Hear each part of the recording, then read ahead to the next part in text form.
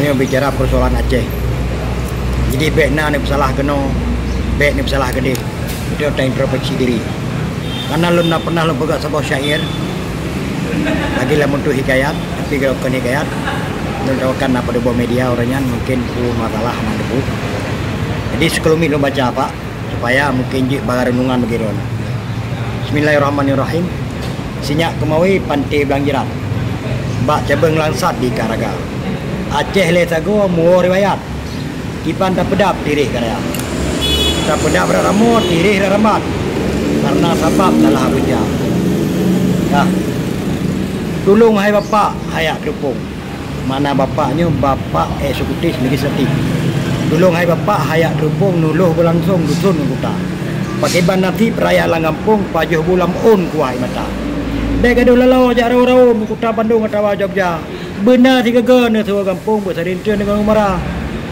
Yan, bersambung lam beli ya. Katimnya macam. Lanjut. Jadi bicara orangnya nyam plan depu head bapak tua. Dukung apa-apa rakyat neta. Yan, kamu yang binai pati tahu ya Arun. Gede lah Harun yang minta napkah malah domba. Yan, menaji kamu yang binai geli depu bapak tua. Benar bapak kamu. Nyam nyana jo bantuan orang kampung sampai bek lagi sabun di darah eja. Bek ni bagi ya tebe kau. Tawa tebe karung ni bagi jumpa. Bersabar ni jo ha. Bek lepas alien le kan nyam panjang persoalannya. Karena sekelumi matan ni pelajari matan yang bawa kedanya Acehnya tiban keadaan orangnya orang Aceh. Pemahaman je yang perlu wanti-wanti kepada rohai bapa mentua ni hayak terupung ni kalan. Bagi ban nasib rakyat Langampung.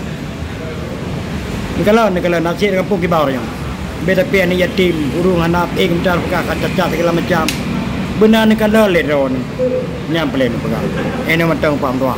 Assalamualaikum warahmatullahi wabarakatuh.